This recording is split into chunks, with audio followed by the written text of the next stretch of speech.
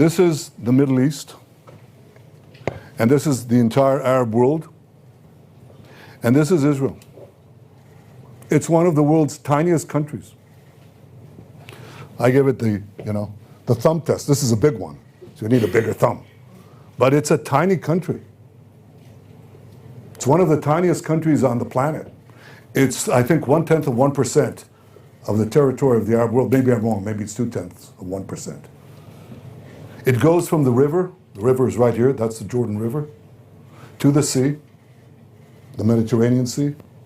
So when Hamas is talking about liberating Palestine from the river to the sea, basically what they're saying is destroy Israel. Tiny.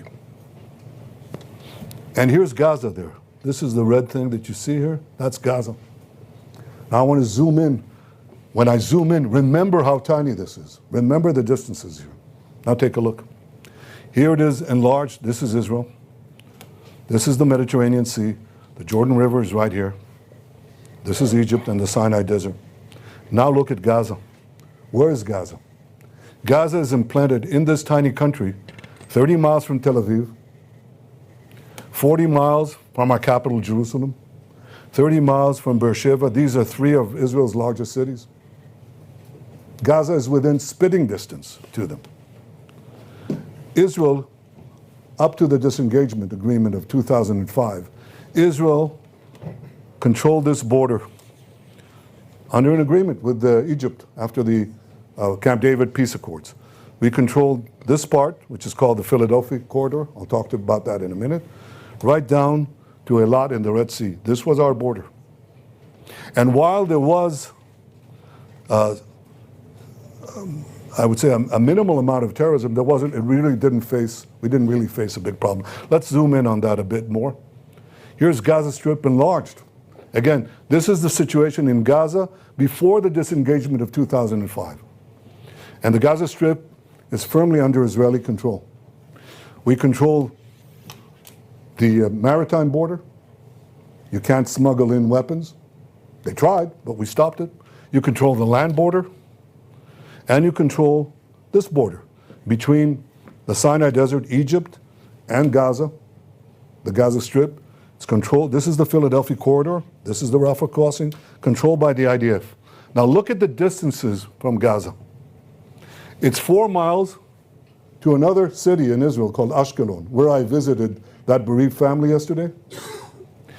It's a population of 170,000 people. They're 4 miles away. But some of our communities, like Kibbutz Be'eri, which was one of the hardest hit, is 1 mile away from Gaza. Kfar Aza is less than 1 mile away. It's literally walking distance, okay? And so as long as we control this, these communities, sometimes they were harassed by this rocket or that rocket, but it was marginal. We controlled the security situation. But something happened in 2005. Israel unilaterally disengaged from Gaza. It just went out. It took out everything. It took out the army.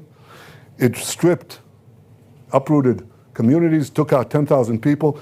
The army left the Philadelphia corridor. Here's what happened. This is Gaza after the disengagement.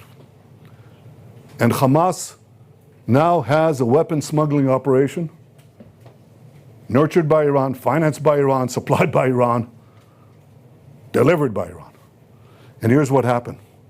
That Philadelphia corridor became completely porous. The other borders controlled by us. But once this was perforated, even though the policy of Egypt was to prevent it, it didn't necessarily work. It didn't succeed. And this border, once we left our side of the Philadelphia corridor, rockets went in, missiles went in, drones went in, ammo went in, weapons manufacturing equipment came in, tunnel drilling equipment came in. Once we got out, once we left the Philadelphia corridor, Iran could carry out its plan to turn Gaza into a base, a terrorist enclave that would endanger not only the communities around it, but would endanger Tel Aviv, Jerusalem, Beersheba, the entire country of Israel. It became a huge terrorist base.